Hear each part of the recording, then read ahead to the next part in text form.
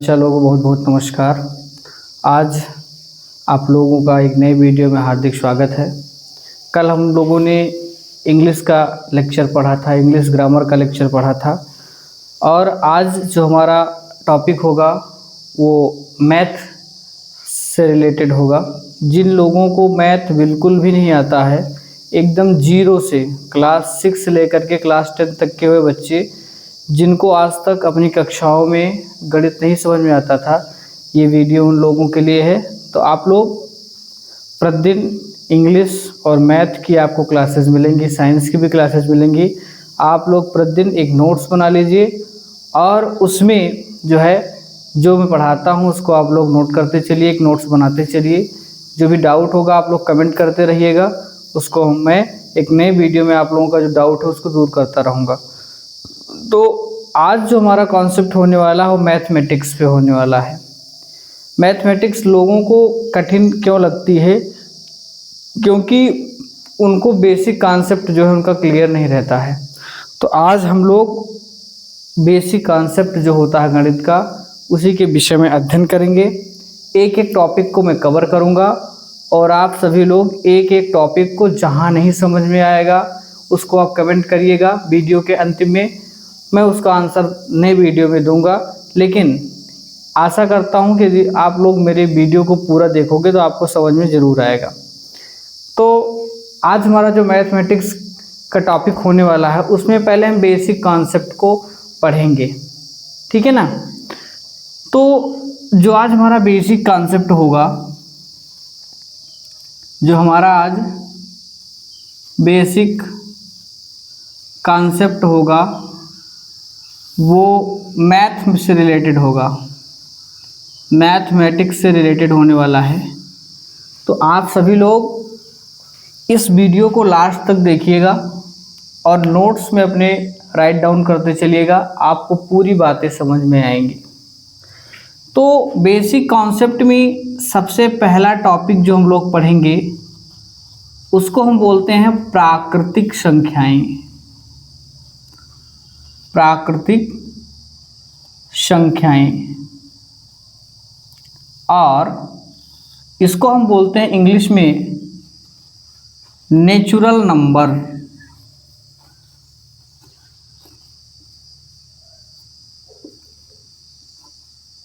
Natural number.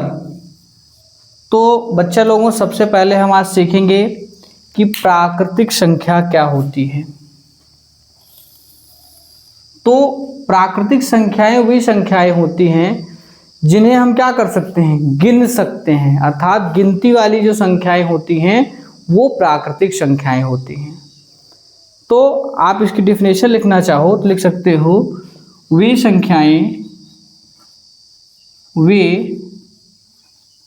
संख्याएं जो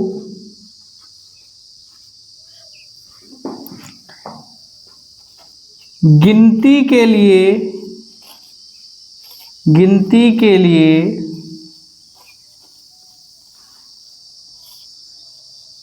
प्रयुक्त होती हैं।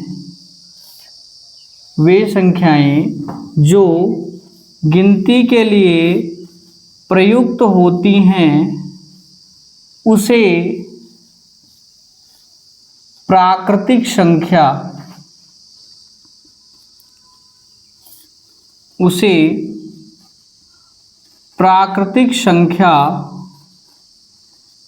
कहते हैं।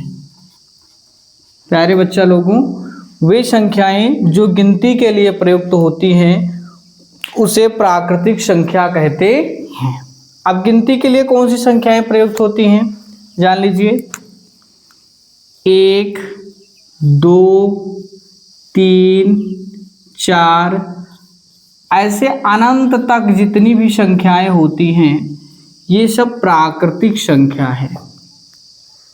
तो 1 से लेकर के अनंत तक जितनी भी संख्याएं होती है उसे हम प्राकृतिक संख्या कहते हैं।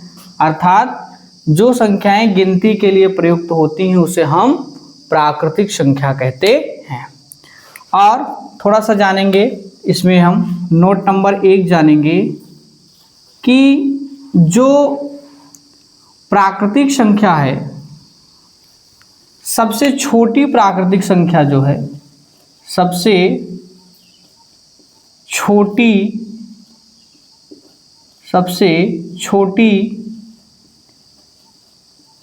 प्राकृतिक संख्या,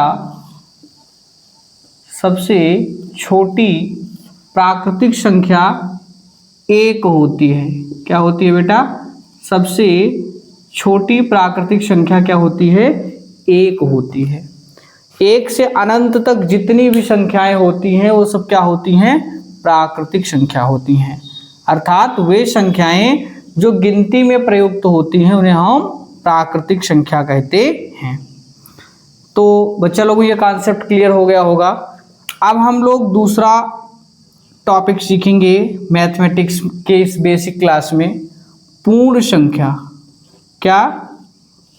पूर्ण संख्या। पूर्ण संख्या, इसको बेटा इंग्लिश में बोलते हैं होल नंबर। होल नंबर, पूर्ण संख्या इंग्लिश में बोलते हैं बेटा इसको हम होल नंबर। तो होल नंबर के विषय में हम लोग जानेंगे। प्राकृतिक संख्याओं के समूह में जब हम शून्य को मिला देते हैं, अर्थात प्राकृतिक संख्याओं के समूह में शून्य मिलाने पर जो संख्या प्राप्त होती है उसे हम पूर्ण संख्या कहते हैं। ठीक है बेटा? प्राकृतिक संख्याओं के समूह में जो है शून्य जब मिला दिया जाता है तो जो संख्या प्राप्त होती है उसे हम पूर्ण संख्या कहते हैं। तो अभी प्राकृतिक संख्या आपकी क्या थी बेटा? एक से लेकर के अनंत तक, एक से लेकर के अनंत तक आपकी कौन सी संख्या थी? ये बेटा आपकी प्राकृतिक संख्या थी। अभी आप लोगों ने ऊपर पढ़ा कि एक से लेकर के अनंत तक सारी संख्याएं प्राकृतिक होती हैं। इसी प्राकृतिक संख्या के समूह में शून्य को और मिला दिया जाए तो ये जो संख्या बन गई ये क्या हो गई? पूर्ण संख्या हो गई। तो परिभाषा क्या बनेगी कि प्राकृतिक संख्याओं के समूह में, प्राकृतिक संख्याओं के, प्राकृतिक संख्याओं के समूह में, प्राकृतिक संख्याओं के समूह में शून्य मिला देने पर जो संख्याएं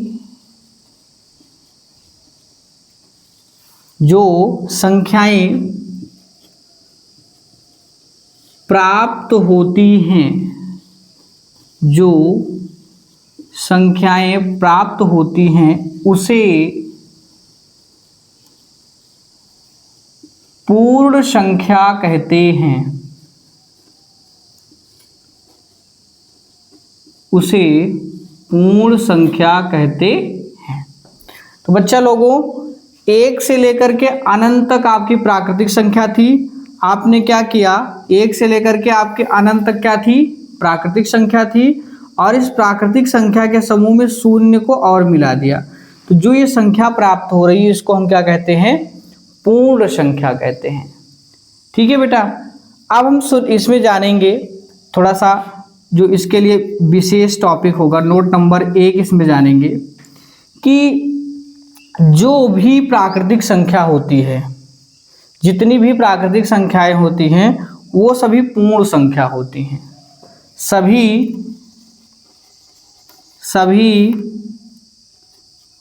प्राकृतिक संख्याएं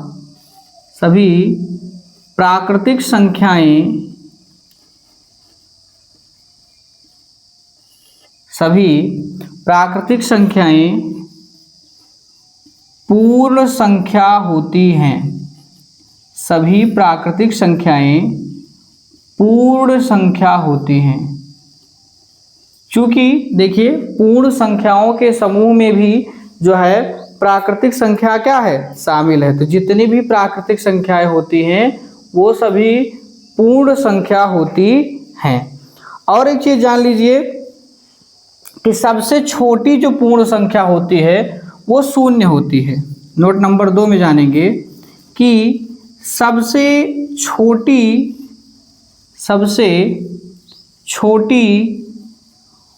पूर्ण संख्या शून्य होती है। सबसे छोटी पूर्ण संख्या क्या होती है? शून्य होती है। ठीक है बेटा, तो आपको इतना समझ में आ गया होगा कि प्राकृतिक संख्याओं के समूह में जब हम शून्य को शामिल कर देते हैं और जो संख्या प्राप्त होती है उसे हम पूर्ण संख्या कहते हैं। ठीक, अब बेटा जो पूर्ण संख्या है, जो ये पूर्ण संख्या है, इसके समूह में हम ऋणात्मक संख्याओं को शामिल करेंगे। कैसे? देखिए, अगली हेडिंग हमारी होगी पूर्णांक। क्या होगी अगली हेडिंग? पूर्णांक। अगली हेडिंग हमारी जो तीसरी हेडिंग होगी वो होगी पूर्णांक। बेटा पूर्णांक को इंग्लिश से बोलते हैं इंटीजर्स, INTEGERS, इंटीजर्स। ठीक है बेटा, तो जो हमारी पूर्ण संख्या होती है, क्या होती है बेटा? पूर्ण संख्या। पूर्ण संख्या क्या होती है? 0, 1, 2, 3 डॉट डॉट जो भी अनंत तक की संख्याएं हैं ये होती है पूर्ण संख्या। और इसी पूर्ण संख्या के समूह में हम क्या करें? ऋणात्मक संख्या को शामिल कर दें। किसको शामिल कर दें बेटा? ऋणात्मक संख्या को। कहाँ तक? अनंत तक। तो जो ये संख्या प्राप्त होगी इसको हम कहेंगे पूर्णांक। क्या कहेंगे? पूर्णांक। ठीक है ना बेटा, थोड़ा सा मैं इसको और डिफरेंशिएट करूंगा। पहले परिभाषा आप जान लीजिए कि पूर्ण संख्याओं के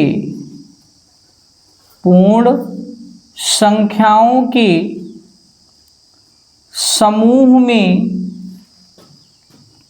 पूर्ण संख्याओं के समूह में ऋणात्मक संख्याओं को शामिल कर देने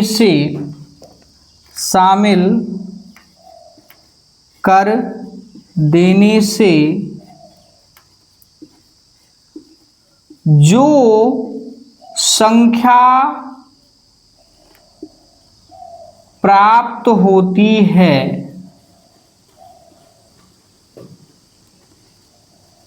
उसे पूर्णांक कहते हैं। उसे पूर्णांक कहते हैं। बेटा समझना है आपको, यहाँ पे पूर्ण संख्याओं का समूह कहाँ से कहाँ तक था? 0 से लेकर के क्या था? अनंत तक था। इसमें हमने क्या किया? -1 से लेकर के अनंत तक, माइनस अनंत तक मैंने संख्या को शामिल कर दिया। ठीक है ना, तो हमने क्या किया कि पूर्ण संख्याओं के समूह में ऋणात्मक संख्या को शामिल कर दिया। तो इसको शामिल कर देने से जो संख्या हमको ये प्राप्त हो रही है इसी को हम कहते हैं पूर्णांक। पूर्णांक बेटा 3 प्रकार के होते हैं। पहला होता है आपका धनात्मक पूर्णांक। 1 से लेकर के अनंत तक जितने भी संख्याएं होती हैं उसको हम बोलते हैं धनात्मक पूर्णांक। क्या बोलते हैं? धनात्मक पूर्णांक। और उसके बाद में -1 से अनंत तक जो होती है, माइनस अनंत तक संख्या होती है उसको बोलते हैं हम ऋणात्मक पूर्णांक। उसको बोलते हैं ऋणात्मक पूर्णांक बोलते हैं। और 0 को भी बोलते हैं हम शून्य पूर्णांक। क्या बोलते हैं? शून्य पूर्णांक बोलते हैं। ठीक है, तो हम लोग पढ़ रहे हैं पूर्णांक कि जब हम पूर्ण संख्याओं के समूह में ऋणात्मक संख्याओं को शामिल कर देते हैं तो जो संख्या हमको प्राप्त होती है उसको हम पूर्णांक कहते हैं। ठीक है ना, सभी जो प्राकृतिक संख्याएं होती हैं, ध्यान देना है नोट में इसमें कि सभी जो प्राकृतिक संख्याएं होती हैं, जो पूर्ण संख्याएं होती हैं, वो सब क्या होती हैं? पूर्णांक होती हैं। सभी प्राकृतिक संख्या, सभी प्राकृतिक संख्या कामा पूर्ण संख्या, पूर्ण संख्या और ऋणात्मक संख्या, ऋणात्मक संख्या पूर्णांक होती है। ठीक है बेटा, एक एक टॉपिक अच्छे से आप नोट्स में लिखते चलिए। ये नोट्स क्लास 6 से लेकर के क्लास 10th तक के या बोलो 12th तक के जो बच्चे हैं सबके लिए मैथ के बेसिक कॉन्सेप्ट बहुत ही आवश्यक हैं। बच्चों को गणित इसलिए नहीं समझ में आती है क्योंकि बच्चों के जो बेसिक कॉन्सेप्ट है वास्तव में बहुत कमज़ोर हैं, और जो वर्तमान समय में संचालित विद्यालय हैं वो केवल पाठ्यक्रम को पढ़ाने पर विशेष फोकस करते हैं। लेकिन बच्चों का जो बेसिक कॉन्सेप्ट है यदि वो मजबूत होगा तो जो उनके सिलेबस में है, जो उनके पाठ्यक्रम में है, उसको आप अपने आप वो कवर कर लेंगे। तो प्यारे बच्चे लोगों, प्राकृतिक संख्या क्या है? वही संख्याएं जो गिनती के लिए प्रयुक्त होती हैं उसे प्राकृतिक संख्या कहते हैं। एक से लेकर के अनंत तक जितनी भी संख्याएं होती हैं उसे हम प्राकृतिक संख्या कहते हैं। सबसे छोटी प्राकृतिक संख्या 1 होती है। पूर्ण संख्या क्या है? प्राकृतिक संख्याओं के समूह में शून्य मिला देने पर जो संख्या प्राप्त होती है उसे हम पूर्ण संख्या कहते हैं। 1 से अनंत तक आपकी प्राकृतिक संख्या थी और इस प्राकृतिक संख्या के समूह में हमने शून्य को मिला दिया, तो शून्य से लेकर के अनंत तक जो संख्या है उसको हम बोलेंगे पूर्ण संख्या बोलेंगे। और सभी प्राकृतिक संख्याएं जितनी भी होती हैं वो पूर्ण संख्या होती हैं, और सबसे छोटी जो पूर्ण संख्या होती है वो शून्य होती है। अब हम बात करेंगे पूर्णांक की। तो जो पूर्ण संख्याओं के समूह में हम ऋणात्मक संख्याओं को शामिल कर देते हैं और उससे जो संख्या हमको प्राप्त होती है उसे हम पूर्णांक कहते हैं, अर्थात इंटीजर्स कहते हैं। अब देखो, हमारा शून्य से लेकर के अनंत तक पूर्ण संख्या था, इसमें हमने -1 से अनंत तक संख्या जोड़ दिया, तो ये हमारा सब मिलाकर क्या बन गया? ये पूर्णांक बन गया। तो पूर्णांक 3 प्रकार का होता है, 1 से लेकर के अनंत तक, ठीक है ना। पॉजिटिव दिशा में वो क्या होगा आपका? धनात्मक पूर्णांक होगा, और नेगेटिव दिशा में क्या होगा आपका? वो ऋणात्मक पूर्णांक होगा। शून्य को हम क्या बोलेंगे? शून्य पूर्णांक बोलेंगे। सभी प्राकृतिक संख्याएं और जो पूर्ण संख्या होती है और जो ऋणात्मक संख्या होती है ये सब होते हैं पूर्णांक होते हैं बेटा। तो 3 पॉइंट को हमने कवर कर लिया है, और अब हम लोग इसको हम इरेज कर रहे हैं। अगर आपको स्क्रीनशॉट लेना हो तो आप लोग स्क्रीनशॉट ले सकते हो। और अब हम अगले पॉइंट पे चलेंगे, सम संख्या, जिसको हम लोग बोलते हैं इवन नंबर। क्या बोलते हैं बेटा? सम संख्या, जिसको हम बोलते हैं इवन नंबर। तो बेटा सम संख्याएं वही संख्याएं होती हैं जो 2 से पूर्णतया विभाजित हो जाती हैं, उसको हम सम संख्या कहते हैं, इवन नंबर कहते हैं। ठीक है ना। चलिए, हम लोग बेसिक कॉन्सेप्ट पढ़ रहे हैं, बेसिक कॉन्सेप्ट पढ़ रहे हैं हम लोग मैथ का।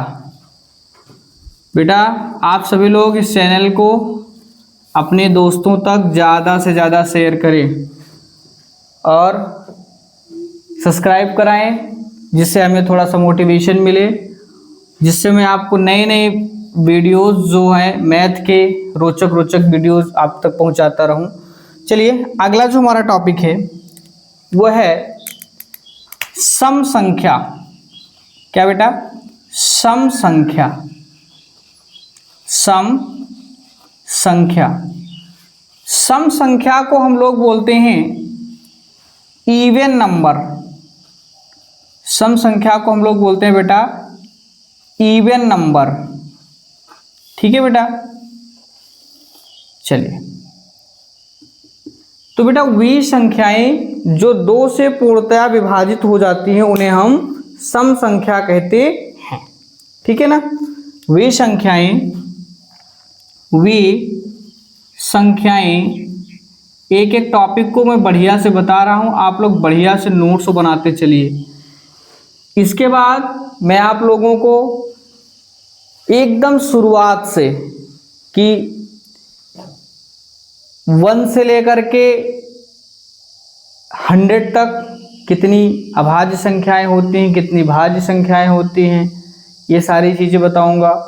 एलसीएम कैसे निकालते हैं, और उसके बाद में एचसीएफ कैसे निकालते हैं, भिन्नों का जोड़ घटाव गुणा भाग, भिन्न को दशमलव में बदलना, मतलब पूरा बेसिक कॉन्सेप्ट कवर करने वाले हैं। तो आप सभी लोग प्रतिदिन मेरे इस चैनल पे जो वीडियो मैं अपलोड करूँगा उस पे जो है आप लोग आ जाया करें, उसको देखा करें। अभी मेरे जो सब्सक्राइबर थोड़ा बढ़ जाएंगे, 100+ हो जाएंगे, तो प्यारे बच्चा लोगों में लाइव करूँगा क्लास, 2-2 घंटे 3-3 घंटे की क्लास लाइव करूँगा। तो ज़्यादा से ज़्यादा आप लोग सपोर्ट करें कि सब्सक्राइबर हमारे 100+ हो जाएं। ठीक है, तो आपको ये सारी क्लासेस लाइव में मिल जाएंगी, आप मेरे साथ पढ़ते रहेंगे। तो इवन नंबर क्या है, वे संख्याएं जो 2 से पूर्णतया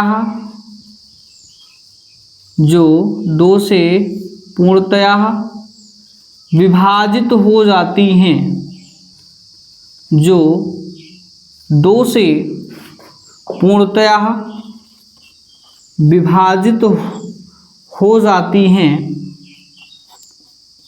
वे संख्याएं जो 2 से पूर्णतया विभाजित हो जाती हैं उसे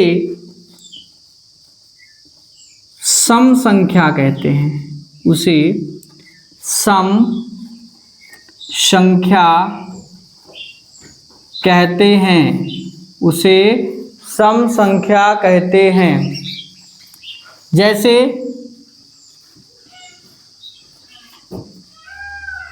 2 4 6 2 4 6 8, ठीक है ना। और थोड़ा सा नोट में जानेंगे कि प्रायः सम संख्याओं के इकाई का अंक, यूनिट डिजिट जिसको बोलते हैं, 0 2 4 6 8 होता है। प्रायः जो है सम संख्याओं के इकाई का जो अंक होता है वो 0 2 4 6 और 8 होता है। और एक चीज और जानना है आपको कि नोट नंबर 2 में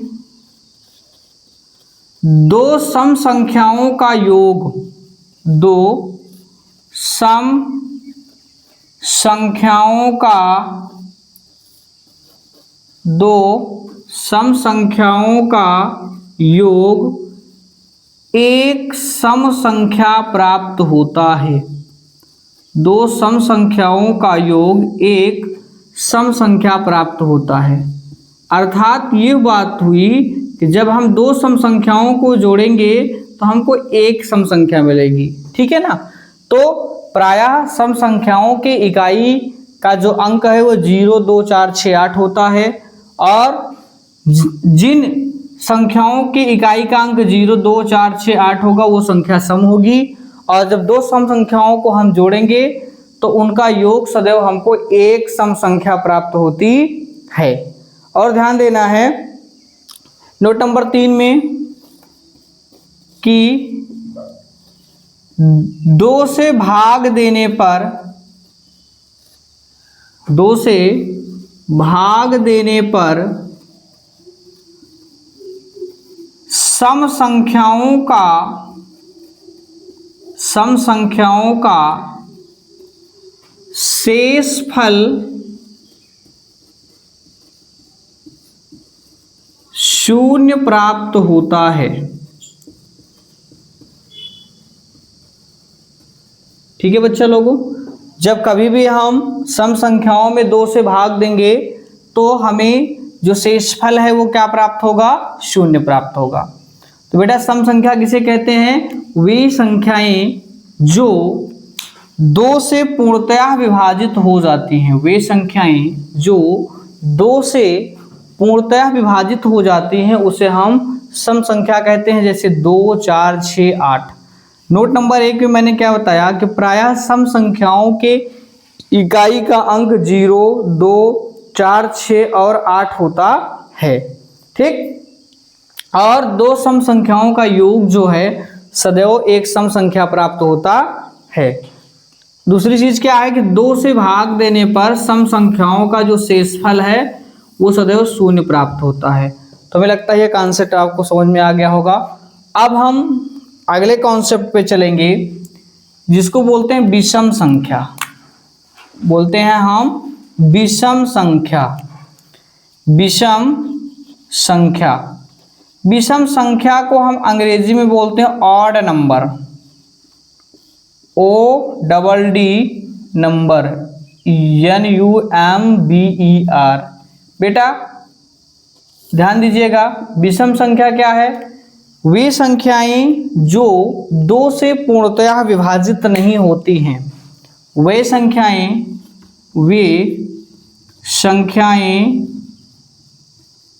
जो 2 से पूर्णतः विभाजित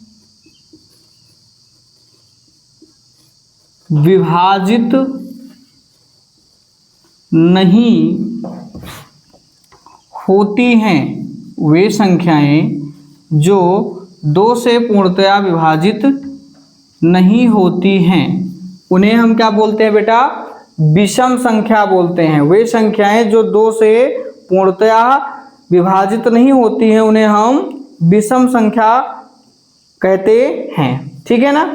जैसे वे संख्याएं जो 2 से पूर्णतः विभाजित नहीं होती हैं उन्हें हम क्या कहते हैं, विषम संख्या कहते हैं, उन्हें विषम संख्या कहते हैं। अर्थात जब हम 2 से भाग करते हैं तो शेषफल 0 नहीं प्राप्त होता है, ठीक है ना, उन्हें विषम संख्या कहते हैं। जैसे बेटा ध्यान दो, जैसे में आपका आ जाएगा 1, 3, 5, 7, 9। इसमें नोट नंबर 1 हम जानेंगे विषम संख्या में। विषम संख्या में नोट नंबर 1 जानिए आप कि विषम संख्याओं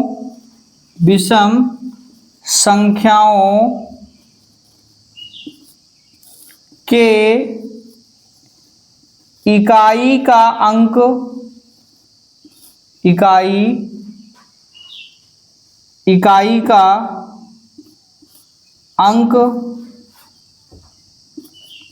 इकाई का अंक 1, 3, 5, 7, 9 होता है।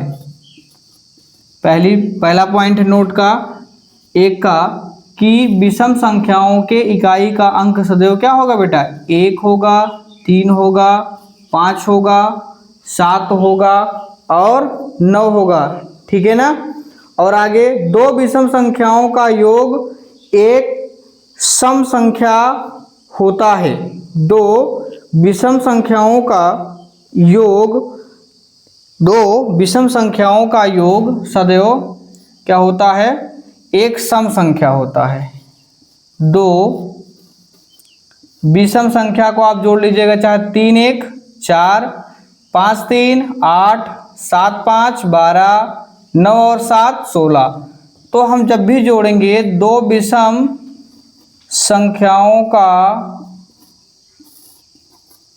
योग सदैव एक सम संख्या प्राप्त होता है, सम संख्या प्राप्त होता है। दो विषम संख्याओं का योग सदैव एक सम संख्या प्राप्त होता है। तो बच्चा लोगों ध्यान दीजिएगा, मैंने आपको प्राकृतिक संख्या बता दिया, पूर्ण संख्या बता दिया, पूर्णांक बता दिया, सम संख्या बता दिया, विषम संख्या बता दिया। ठीक है बच्चा लोगों, तो जिन संख्याओं के इकाई का अंक ये होगा 1 3 5 7 9, वो संख्या आपकी विषम संख्या होगी, इसको हम ऑड नंबर बोलते हैं। और जिन संख्याओं का इकाई अंक क्या होगा 2, 0 भी इंक्लूड रहेगा, 0 होगा, 2 होगा, 4 होगा, 6 हो गया और 8 होगा, वो संख्याएं क्या होंगी, वो भी संख्याएं सम संख्याएं होंगी। तो बच्चा लोगों 5 टॉपिक मैंने अभी तक कवर किया है, ठीक है ना। 5 टॉपिक आप लोग अच्छे से इसको तैयार करिए। और अब हम अगला टॉपिक आपको बताएंगे जो है भाज्य संख्या। क्या बताएंगे बेटा आपको, भाज्य संख्या। अगर आप इसका स्क्रीनशॉट लेना चाहो तो आप इसका स्क्रीनशॉट ले लीजिए। एक टॉपिक मैं और बताऊंगा, उसके बाद मैं इसको इरेज करूंगा, ठीक है ना।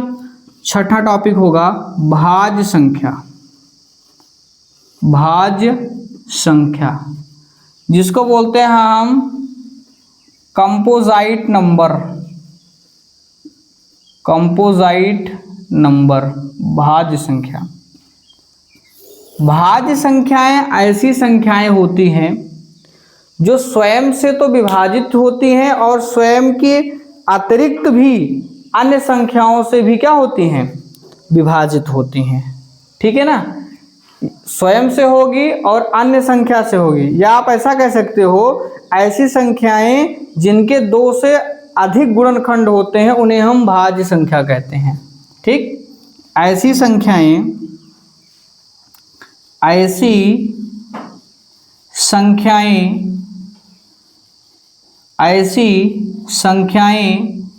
जिनके 2 से अधिक गुणनखंड होते हैं। ऐसी संख्याएं जिनके 2 से अधिक गुणनखंड होते हैं उन्हें भाज्य संख्या कहते हैं। उन्हें भाज्य संख्या कहते हैं, ठीक है बेटा। ऐसी संख्याएं जिनके 2 से अधिक गुणनखंड होते हैं उन्हें हम भाज्य संख्या कहते हैं। जैसे बेटा देखो, एक संख्या लेते हैं हम 4। क्या लेते हैं, 4, ठीक।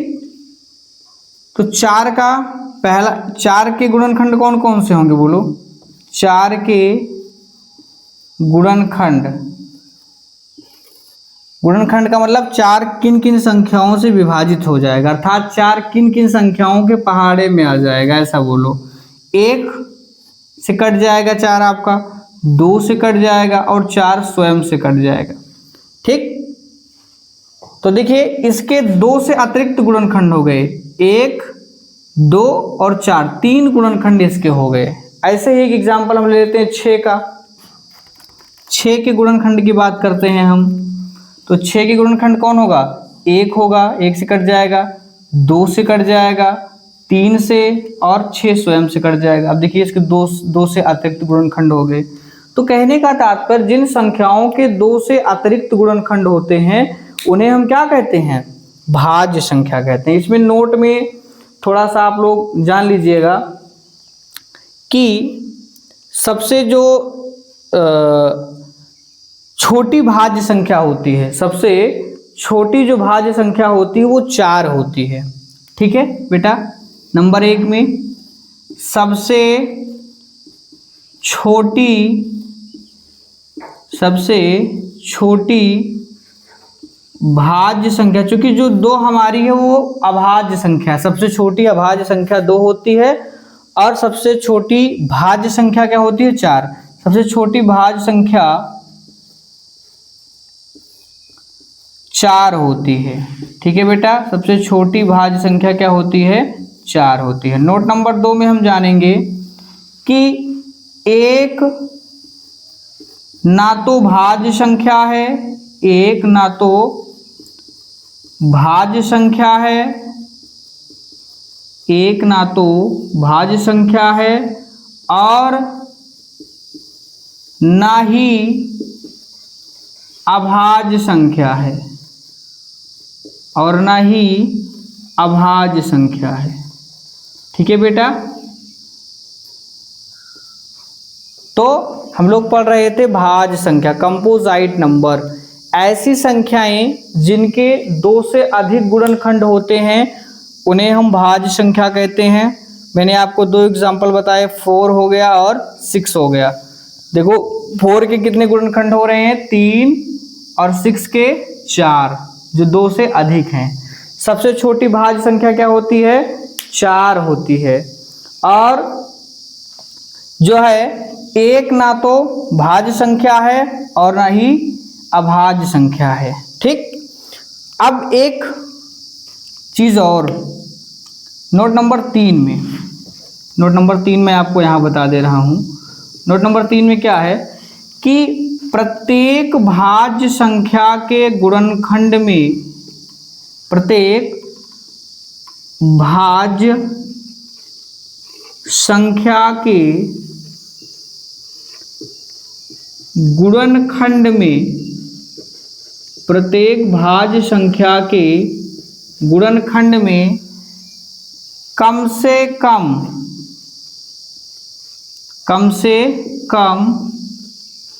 एक अभाज्य संख्या होती है, एक अभाज्य संख्या होती है। ध्यान दीजिएगा। ठीक, जैसे देखिए 4 का गुणनखंड है जिसमें एक अभाज्य संख्या क्या है, 2 है। ठीक, कम से कम 1 और 1 से ज्यादा भी हो सकता है। अब 6 का है तो 2 भी क्या है, अभाज्य संख्या है, 3 भी क्या है, अभाज्य संख्या है। तो कम से कम 1 तो अभाज्य संख्या रहेगी ही, उससे ज्यादा भी हो सकता है। तो बेटा हमने 3 पॉइंट को यहाँ पे कवर अप किया है। पहला पॉइंट हमारा क्या है, सम संख्या। सम संख्याएं क्या होती हैं, वे संख्याएं जो 2 से पूर्णतः विभाजित हो जाती हैं उसे हम सम संख्या कहते हैं। सम संख्याओं का इकाई का अंक 0, 2, 4, 6, 8 होता है। 2 सम संख्याओं का योग सदैव एक सम संख्या प्राप्त होता है। 2 से भाग देने पर सम संख्याओं का शेषफल 0 प्राप्त होता है। विषम संख्या क्या है बेटा, वे संख्याएं जो 2 से पूर्णतः विभाजित नहीं होती हैं उन्हें हम विषम संख्या कहते हैं, जैसे 1, 3, 5, 7, 9। ठीक, और जब इकाई का अंक 1, 3, 5, 7, 9 होता है बेटा, तो वो संख्या आपकी जो है विषम संख्या होती है। 2 विषम संख्याओं को जब भी कभी आप जोड़ेंगे तो उनका योग सदैव जो है एक सम संख्या प्राप्त होगा। भाज्य संख्या क्या है, ऐसी संख्याएं जिनके 2 से अधिक गुणनखंड होते हैं उन्हें हम क्या कहते हैं, भाज्य संख्या कहते हैं। जैसे 4 हो गया, 6 हो गया, मैंने इसका गुणनखंड बताया। ऐसे बहुत सारी संख्याएं हैं आपकी। ठीक है ना। इसमें नोट में सबसे छोटी भाज्य संख्या क्या होती है, 4 होती है। एक ना तो भाज्य संख्या है और ना ही अभाज्य संख्या है। प्रत्येक भाज्य संख्या के गुणनखंड में कम से कम एक अभाज्य संख्या होती है, अर्थात 1 से अधिक भी अभाज्य संख्या हो सकती है। चलिए अब हम इसको इरेज करते हैं। अगर आप लोग स्क्रीनशॉट लेना चाहो तो इसका स्क्रीनशॉट ले सकते हो। चलिए अब हमारा जो अगला टॉपिक होगा वो होगा अभाज्य संख्या। वो होगा क्या बेटा, अभाज्य संख्या। अभाज्य संख्याएं वे संख्याएं होती हैं जो या तो 1 से विभाजित होती हैं या तो स्वयं से, अर्थात उनका केवल 2 गुणनखंड होता है। ठीक है बेटा ना, उसे हम बोलते हैं अभाज्य संख्या, प्राइम नंबर बोलते हैं। ठीक है ना। चलिए ध्यान देते हैं हम लोग। अभाज्य संख्या, अभाज्य संख्या जिसको हम लोग बोलते हैं प्राइम नंबर, प्राइम नंबर। ठीक है बेटा, प्राइम नंबर क्या है। ठीक, ऐसी संख्याएं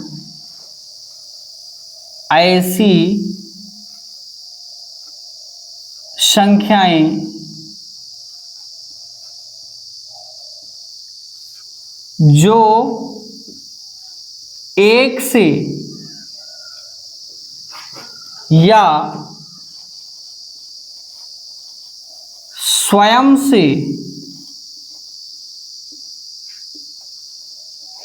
एक से या स्वयं से विभाजित होती हैं, जो एक से अथवा स्वयं से विभाजित होती हैं, उसे अभाज्य संख्या कहते हैं। उसे अभाज्य संख्या कहते हैं। ठीक है बेटा, ऐसी संख्याएं जो स्वयं से विभाजित होती हैं अथवा एक से विभाजित होती हैं, उसे हम अभाज्य संख्या कहते हैं। जैसे बेटा, जैसे आपका 2 हो गया, 3 हो गया, 5 हो गया, 7 हो गया, ठीक है, 9 हो गया, 11 हो गया, 13 हो गया। इस तरीके से बहुत सारी संख्याएं हैं। ठीक, ये हमारी क्या हैं? अभाज्य संख्याएं हैं। ठीक है, तो अब हम जानेंगे सबसे छोटी जो अभाज्य संख्या है, 2, 3, 5, 7, 9 और 11, 13। जो सबसे छोटी अभाज्य संख्या है वो जानेंगे हम। सबसे छोटी अभाज्य संख्या, सबसे छोटी अभाज्य संख्या 2 होती है। सबसे छोटी अभाज्य संख्या क्या होती है? 2 होती है। और उसके बाद में 2 एक सम अभाज्य संख्या है। ठीक है, 2 क्या है?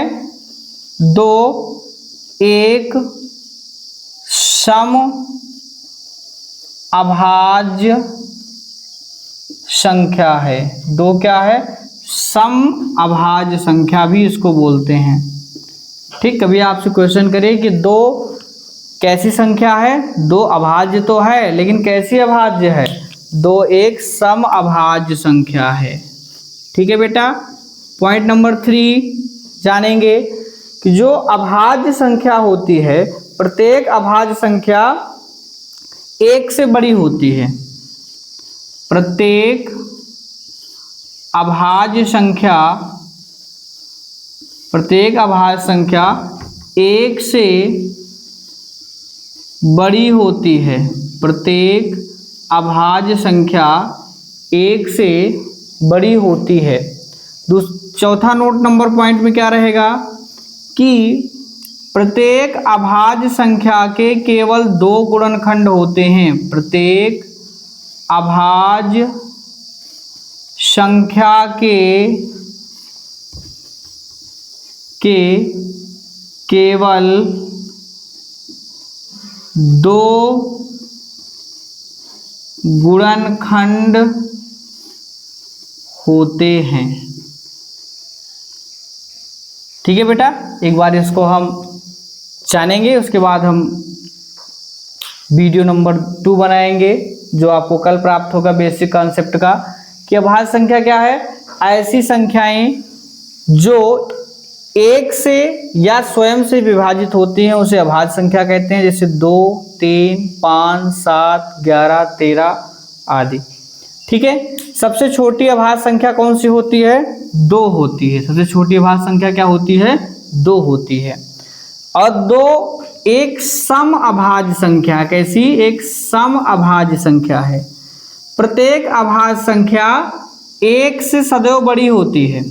ठीक है ना, अभाज्य संख्याएं सदैव 1 से क्या होंगी? बड़ी होंगी। प्रत्येक अभाज्य संख्या के केवल 2 गुणनखंड होते हैं। 2 से अधिक गुणनखंड नहीं होते, एक स्वयं और एक। ठीक है ना बेटा, तो आप लोग आज जो मैंने बेसिक कॉन्सेप्ट पढ़ाया है इसको आप लोग अपने नोट्स में लिखिएगा और अच्छे से तैयार करिएगा। जहाँ पे आप लोगों को समझ में नहीं आया होगा उसको आप कमेंट करके बताइएगा, और यदि आप लोगों को समझ में आया होगा तो वीडियो को ज़्यादा से ज़्यादा शेयर करिएगा, लाइक करिएगा। हम लोग कल फिर मिलेंगे एक नए वीडियो में जो बेसिक कॉन्सेप्ट का पार्ट 2 होगा। बहुत बहुत धन्यवाद। जय श्री राम, जय श्री राधे।